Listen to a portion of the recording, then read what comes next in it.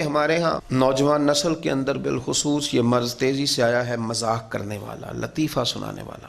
اور اب وہ جو کہ پرموٹ ہوا ہے تو بعض بڑی عمر کے لوگوں میں بھی اس بیماری نے جڑیں پکڑ لی ہیں۔ ہر لطیفہ سنانے کا نہیں ہوتا، ہر بات بتانے کی نہیں ہوتی، ہر جگہ آپ کا رویہ اس طرح کا نہیں ہونا چاہیے کہ جو آپ کے منہ میں سمجھ میں آیا وہ آپ نے کہہ دیا، وہ جھوٹ ہو وہ سچ ہو۔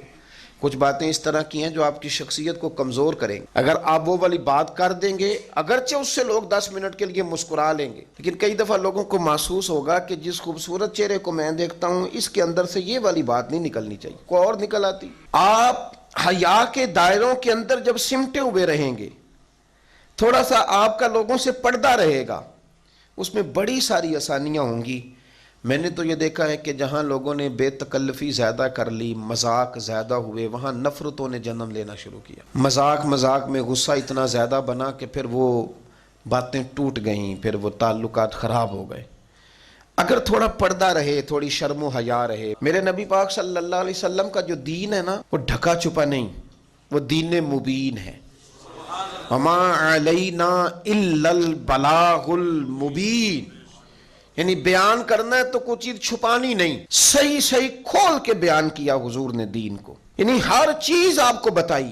دین نے آپ کو رشتہ پسند کرنے کا طریقہ بھی بتایا، اور نکاح کس طرح ہونا ہے وہ بھی بتایا، اور ولیمہ سنت ہے یہ بھی بتایا، اور میاں بیوی کے جو حقوق ہیں اور ان کی خلوت کے جو معاملات ہیں وہاں تک رہنمائی کی۔ یعنی ایک چیز اتنی کھول کے بتائی گئی، لیکن اس پر حد بندی کا یہ حال ہے کہ سیدہ عائشہ صدیقہ رضی اللہ تعالیٰ عنہ فرماتی ہیں کہ عرب کی کنواری لڑکیاں بڑی حیا والی ہوتی تھیں، عرب کی کنواری پردہ نشین لڑکیاں بڑی حیا والی ہوتی تھیں، بڑی مشکل سے ان سے کوئی بندہ بات نکلواتا تھا۔ باقی لوگ کہا کرتے تھے کہ تو عرب کی کنواری لڑکیوں کی طرح شرمیلا ہو گیا ہے، لیکن سیدہ عائشہ فرماتی ہیں مدینے والے محبوب کو میں نے دیکھا، اور یہ گواہی کون دے رہی ہے؟ بیوی، یعنی جو زوجہ ہوتی ہے اس کے ساتھ انسان بہت ساری جگہوں پہ بے تکلف ہوتا ہے، وہ ایک دوسرے کا لباس ہے، لیکن سیدہ پاک فرماتی ہیں کہ میں نے نبی پاک کو عرب کی پردہ نشین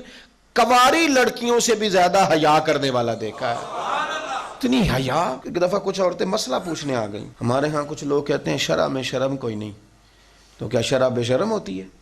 یہ کیا بات کی آپ لفظوں کے حدود کو اور لفظوں کو پردہ ڈال کے بھی بہت ساری باتیں آپ پوچھ سکتے ہیں۔ اور اب تو مجھے بڑی تکلیف ہے یہ بات کرتے ہوئے، کچھ لوگ مفتی ہونے کا دعویٰ کرتے ہیں لیکن ممبروں پہ بیٹھ کے سستی شہرت کے لیے اور لوگوں کو بتاتے ہیں جب میں نے دوسری شادی کی تو یہ ہوا، جب میں نے تیسری شادی کی تو یہ ہوا۔ اور حرم میں بیٹھ کر کچھ لوگ یہ کہانیاں سنا رہے ہوتے ہیں کہ پیسے ہوں تو پھر جتنی مرضی شادیاں کرو۔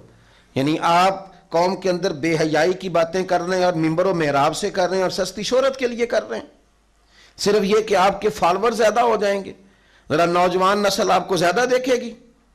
یعنی اتنی کمزور اور کچی اور مطلب ٹوٹی ہوئی گفتگو لوگ کرتے ہیں، جس طرح معاذ اللہ تعالیٰ کوئی ایسے لوگ کرتے ہیں کہ جن کا کسی اور شعبے سے تعلق، اور آپ شہرت کے لیے یہ کام کر رہے ہیں۔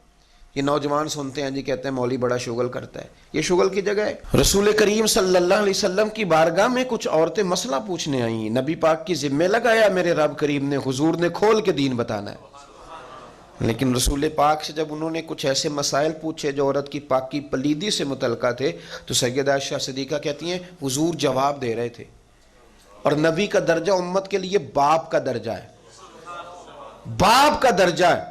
وہ باپ سے بیٹی سوال پوچھ رہی ہے اور حضور جب جواب دے رہے ہیں اس خاتون کو، اور حضور نے ہی تو بتانا ہے اور ذمہ بھی ہے۔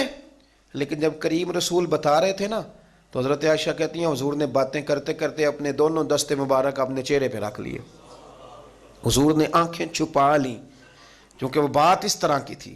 یہاں تو حال ہی کوئی نہیں، یعنی دو دوست مل کے بیٹھے ہیں تو وہ معاذ اللہ ایک دوسرے کو اس طرح کی غلط گالیاں دے رہے ہیں، کہتے نہیں ہم فرینک ہیں۔ یہ بے تکلفی نہیں، یہ بے حیائی ہے، یہ آپ نے شرم و حیا کو اتار دیا ہے۔ یعنی کھول کر دین جس رسول نے بیان کیا، کھلا دین بیان کیا، لیکن اس مبین دین کے اندر بھی میرے نبی پاک نے شرم و حیا کے کٹورے میں رکھ کے اپنی امت کو وہ برکھا عطا فرمائی۔ حضور نے وہ رحمت کی بارش شرم و حیا میں لپیٹ کی اپنی امت کو دی۔